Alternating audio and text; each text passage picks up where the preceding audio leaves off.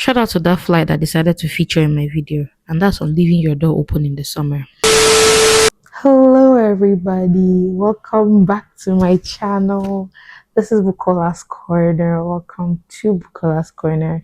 If you're returning, thank you so much for returning. And if you're new, thank you for stopping by. I hope you like it here.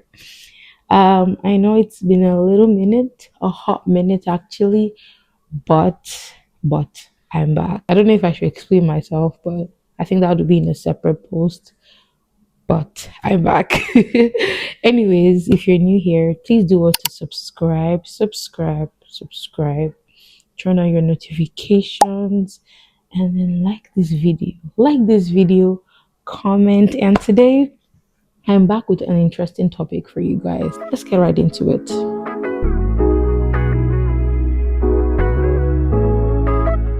Okay, today we'll be talking about navigating friendships in your 20s. I think that we need to actually discuss what it means to make friends in your 20s. How is it harder than when you were a teenager or a kid? What are the challenges that comes with that, and how do you even maintain these friendships and all of that? And for someone like me that came into the country as an international student, I have had first-hand experience of what it means to be without friends, and it was such a shift for me because I've, like, back in high school, it's rare to see someone that does not have a circle or at least a bosom friend, because you're in high school, you're with your peers, and somehow you're going to meet people that that you guys vibe together. Well, in your 20s, especially after when you're in college as a young adult, there's just so much. There's a vast amount of people. You're not forced to be, or you're not coerced per se to be in any uh space with anybody. Even in classes, like, we are not obligated to talk to anybody and all of that. And so therefore, a lot of us in our 20s don't really know how to navigate, how to make friends, how to maintain friendships by ourselves on our own, and how to even take advantage of situations, social circumstances that can help us do that as well. But the first thing I want to address is the unrealistic idea that adult friendships are the same as when we were teenagers. When we were teenagers, like, there wasn't a lot of pressure. There was no little to no pressure on us, just academic, school, basic stuff. And it was much easier to meet people that we like, people that we vibe with. Me and you, we like pink, we're already besties. You and I were the same age, we're already besties.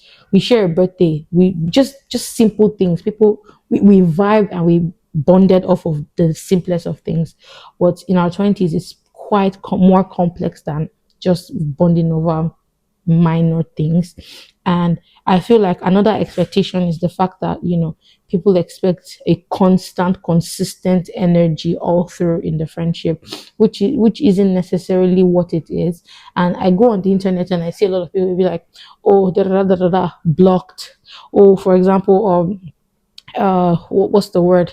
Beyond this person I've not spoken in a while, you're already like blocked, you're already like not reaching out, things like that. And I understand that. I understand the need for reciprocation of energy, and I'll talk about that in a later part of this video.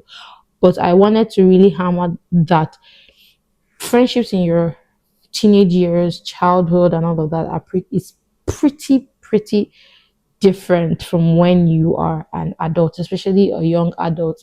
And I understand that friendships these days is such a delicate matter, and it's something that you need to be careful of, simply because of the kind of world that we live in.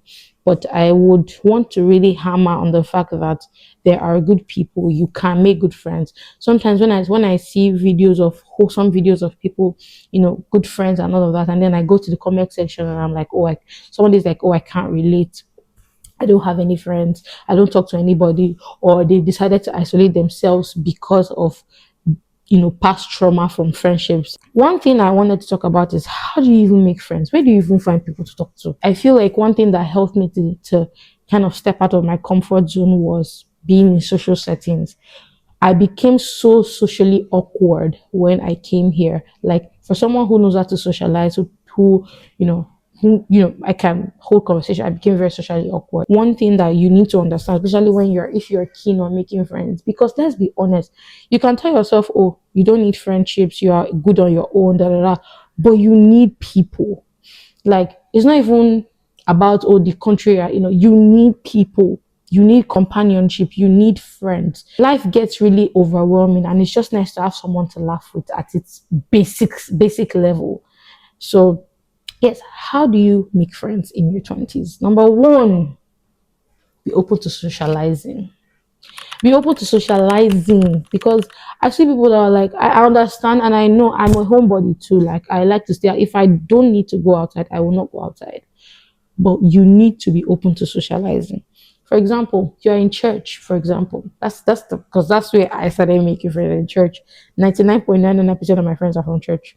So number one, you're in church after service, or you even step into the church, you can't say hi to anybody, you're not smiling, you're not, And to be honest, so because I know that some of my friends will watch this video and be like, hey, were you like, but to be honest, too, when I first came, I was kind of like, because, well, I think that's normal because I was trying to observe the spiritual environment and see if this is a good fit for me. But to be honest, you need to be able to socialize. You need to get rid of social awkwardness. I've said it in one of my previous videos, and I'll say it again.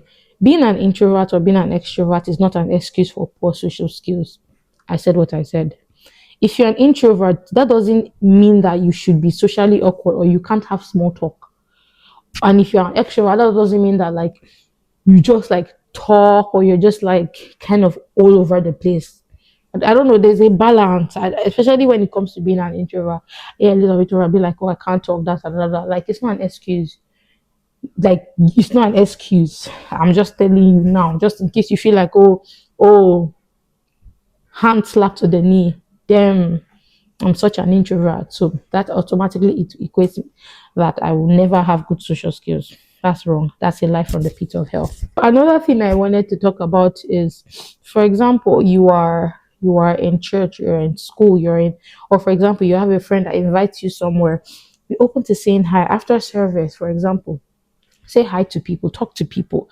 You might not be that much of an interesting person in the sense that you're not doing something like super cool, but as much as you are willing to listen to people, be willing to share about yourself as well.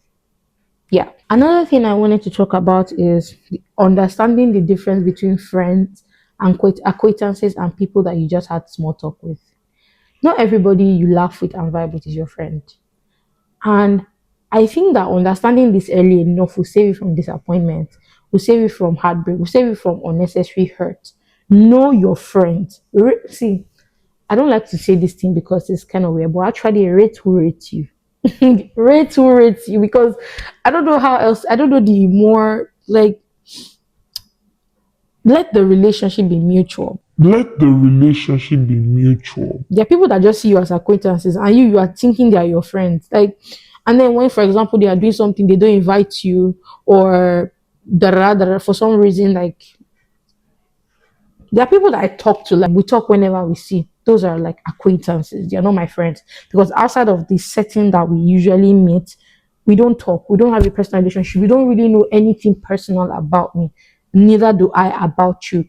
Those are acquaintances. Friends are people that in friendship, there's a level of vulnerability. You've shared things together, no matter how small it is. You shared more intimate conversations with, you shared more intimate moments with than acquaintances. Acquaintances just know one side of you. So I think that, because I understand that, even friends can betray you or treat you a certain way. I need you to understand that as you are growing up in your 20s, understand your place in people's lives. Don't overestimate your place in people's lives. There are people that would like you genuinely. But if you are not able to tell that, this person actually rates me, like, you might end up being with people that don't actually care about you. Literally. So know your place in people's lives. It helps you kind of channel your energy well, because friendships in your 20s they come with a level of intentionality. It's not something that you just, that you just run with. Do you understand? Another one, like I said, is being willing to put in the effort.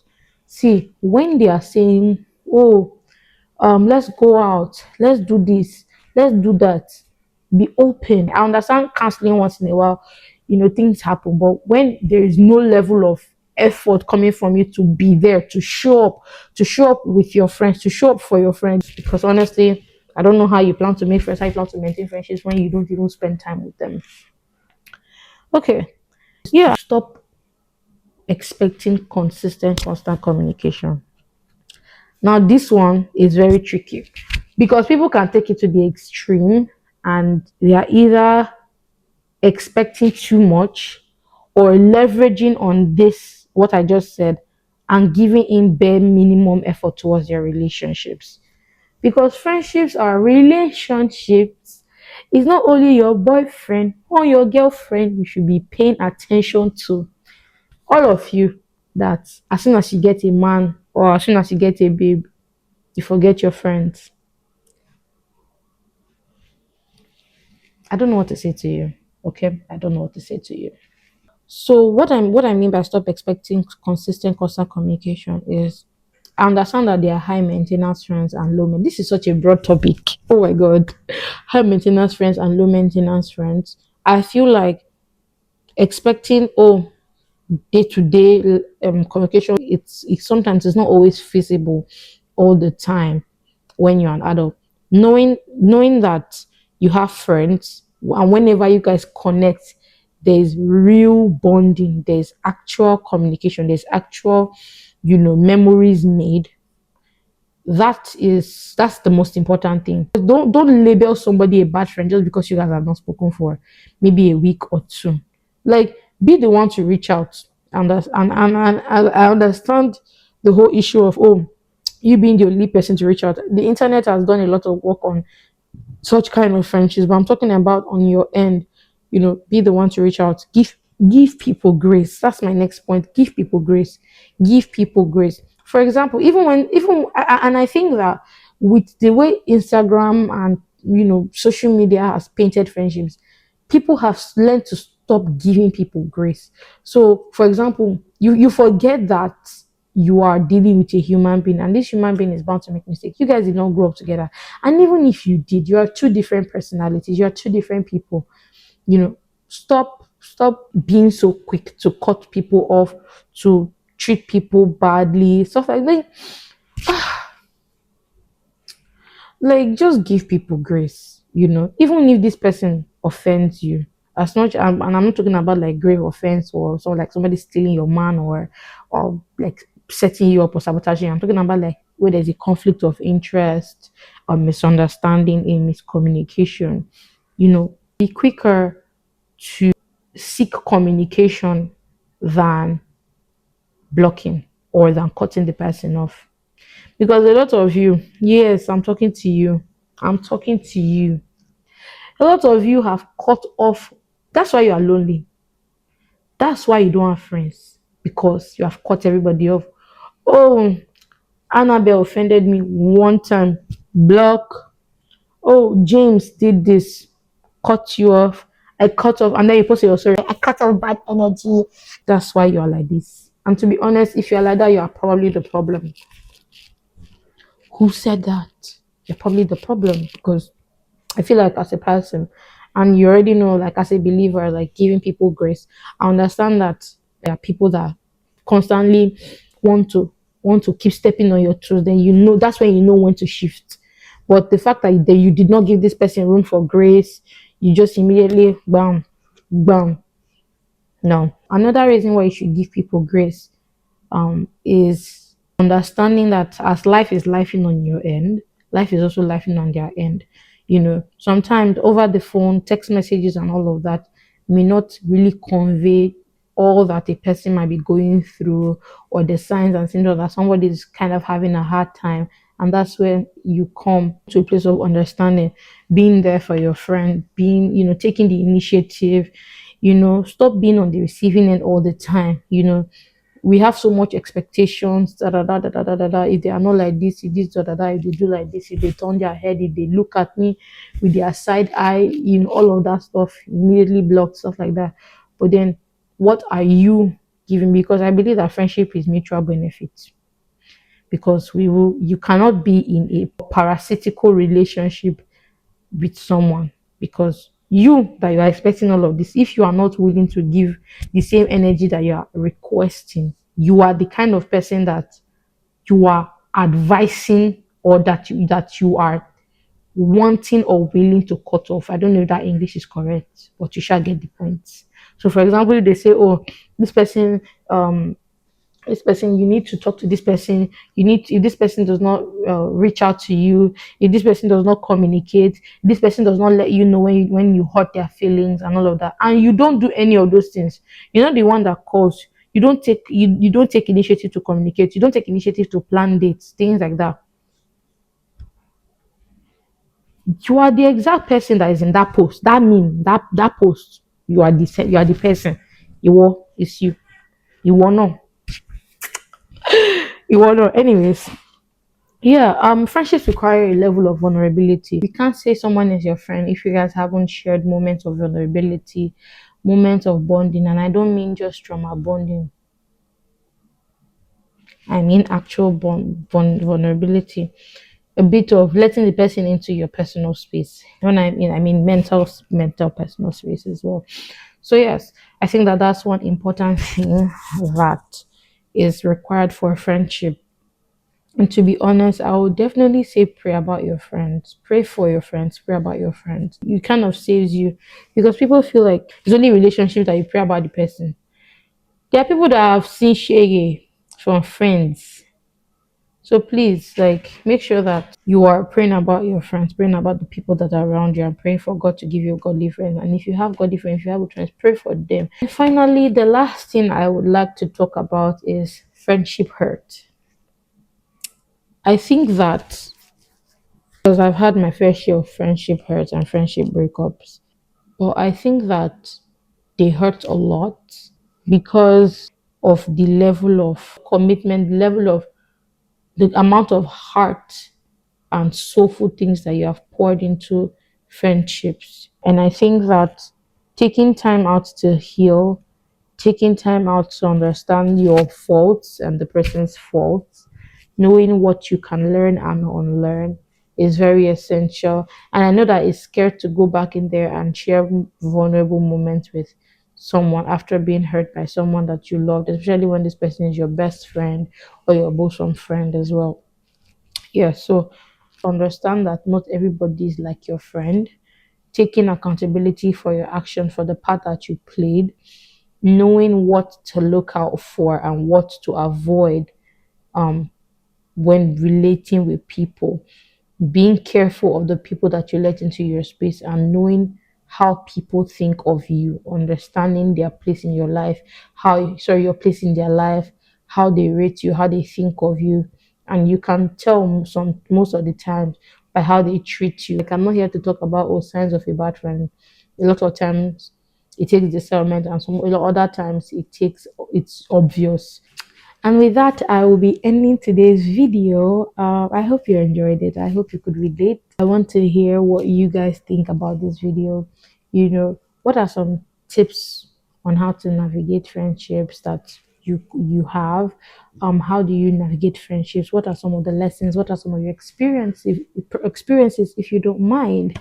And comment. I want to see it. Comment and like, share, subscribe. And I'll see you in the next